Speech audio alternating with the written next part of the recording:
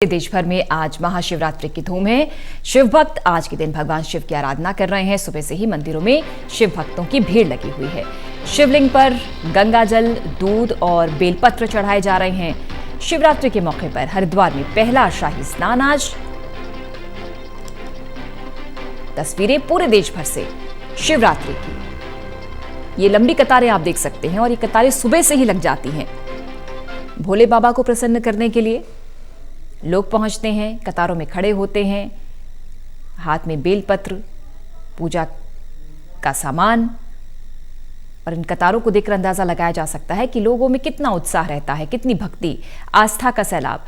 Corona काल है, लेकिन चूंकि सब कुछ अब शुरुआत हो चुकी है, मंदिरों में लोग पहुंच रहे हैं, लेकिन इस बात का भी ख्याल रखा जा रहा है और प्रशासन ने भी ये पहले ही चेताया है कि सोशल डिस्टेंसिंग का पालन अभी भी फॉलो होगा। लोगों को मास्क पहनना जरूरी है। हालांकि इतनी लंबी भीड़ है, कई जगह की तस्वीरें ऐसी आती हैं जिसको देखकर ये अंदाजा लगाया जा सकता है कि कई जगह नॉर्म्स फॉलो नहीं होते, कोविड नियमों का पालन लोग नहीं करते। ऐसे में लोगों को भी सावधानी के साथ आस्था का ये पर्व मनाना होगा। शिव मंदिर में बम बम भोले की गूंज।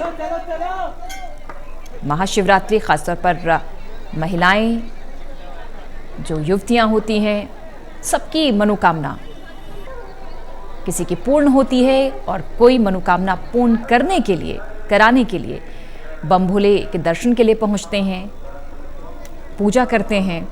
101 साल बाद ये अद्भुत संयोग बताया जा रहा है। शिवयोग और सिद्ध योग का ये महासंयोग है। मंदिर में क्या बड़े, क्या महिलाएं, क्या युवतियां, क्या बुजुर्ग, क्या बच्चे, सभी पहुंचते हैं। महाशिवरात्रि की महामान्यता है। भगवान भोले हैं और यही वजह है कि महज अगर आप शिवलिंग पर जल भी चढ़ाते हैं तो भगवान, ये कहा जाता है कि प्रसन्न हो जाते हैं। बेलपत्र, धतूरा, भांग,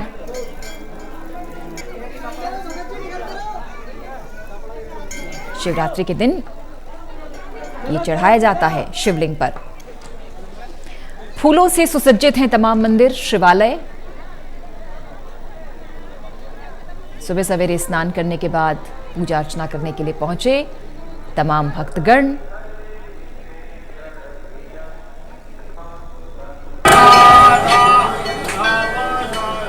वाराणसी, गोरखपुर, हरिद्वार, उज्जैन और दिल्ली का गौरी शंकर मंदिर। तस्वीरें देखकर अंदाजा आप लगा सकते हैं कितना उत्साह और कितनी आस्था लोगों में, भीड़ उमड़ी हुई है।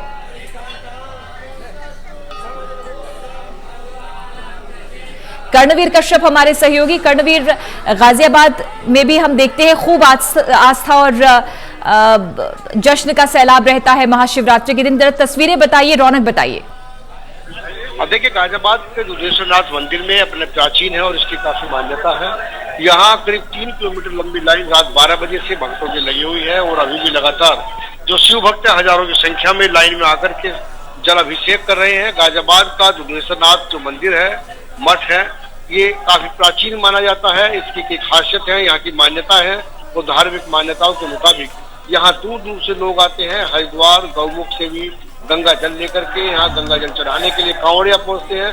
साथ ही साथ जो सामान्य लोग हैं, जो व्रत रखते हैं, शिव भक्त हैं, वो भी यहाँ हजारों की तादाद में पहुंचते हैं।